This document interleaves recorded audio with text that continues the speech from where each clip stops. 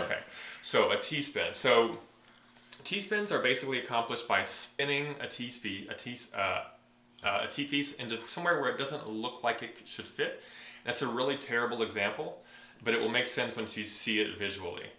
And then T-spins are further defined by the number of lines they clear. So you may hear people say T-spin double, T-spin triple, T-spin single. So you rotate it into a weird place and it might clear 2 or 3 rows by doing it? Mm-hmm. Okay. Or 1. So you can just hit 1, 2, or 3. Okay. So in modern versions of Tetris, you could always do this in Tetris. Okay. But there was no reward for it. So T-spinning would only be used to get you out of trouble. But in modern versions of Tetris, they actually started rewarding you for giving you some bonus or something by doing it. So now clearing a T-spin double, which would clear 2 lines, T-spin double, right? Okay, yeah. 2 lines because it's called double, counts as a Tetris. Really? Same So value. you're only clearing 2 lines. Yeah.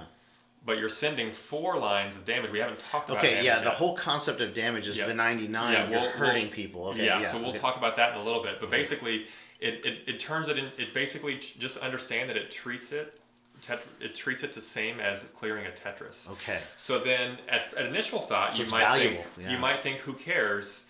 I can just clear a Tetris and build it. Yeah. But if you think about how long it takes you to build a Tetris, you've got to build 4 stacks up and then clear it with a single line piece. Whereas with a T-spin, you only have to do 2 lines. So you can do it much faster. Okay. So as you're thinking about offense, which you're not yet, and that's perfectly fine, but as people start to think about that, how can I attack more people and get more wins and so forth? Yeah. Because eventually the game becomes less about surviving. For you, it's going to be about surviving. That's fine. All new players, all you want to do is survive as long as you can. Right. And you're going to get some wins. Eventually, you're going to get some wins by just surviving. You don't have to. I was able to eventually win 10% of my games by not do. I never knew what a T-spin was my first. So you could win without these. You don't have to do T-spins. Yeah. People talk about all the time about how important T-spins are. They're not. They are if you want to go from. If you can do 2 lines of work and get go credit for 4, that seems valuable. Yeah. If you want to go from good to pretty good or better, then T-spins. Okay. But first, just worry about clean stacking, how to get out of trouble, and you can do some Tetris line clears are a much easier way to get started. Now let's go ahead and talk about them. So let's see it. So here's an example of a T-spin setup. Yeah, see, I don't think you could even get that piece in there. Okay. It doesn't look like you can. So basically, it's this spot right here. Yeah. So here we go. I lost my text, but I have to just talk about it. Okay. Let me see if I can fix this. So you're going to try to get that in there. Yeah, so I blacked these out so we could really see it. So we could really see what's happening. So I blacked out all the other colors. So basically you can kind of see it there. So what happens is you take it down and you spin it at the last minute. You get a half a second before it's locked in place, right? So here's our setup.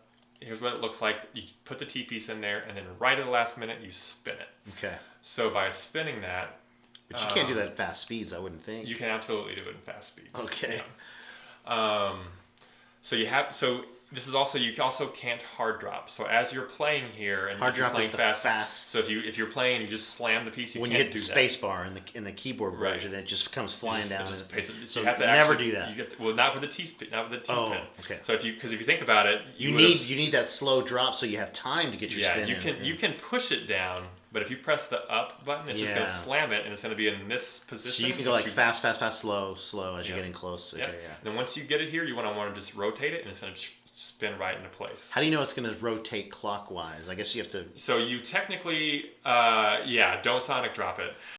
Is that what that's called? Okay. No. So let me go ahead and see this. Yeah. So there's 2 different ways you can rotate. Okay. So most players who are new only rotate with 1 button just because it's what they're used to. So they just want to go around the dial. So if this were the piece right here, you could press this rotate button 1, 2, 3 times to get it in there. But it's much better to use both buttons to just rotate it once. So rotate left, rotate right. Yeah. It takes a lot of practice, but since you're new, I would recommend getting used to it now. Yeah. Because it's a hard habit to break. Because I think when I played the other Tetris Effect, I was always rotating clockwise, and I would just, if I needed that, I'd have to go 3 times. Right. So, okay. Yeah, so you want to just practice rotating both ways, and I went ahead and shared the multi-stream link in the chat again, and I'll go ahead and share it in yours too. Yeah, please. Thanks.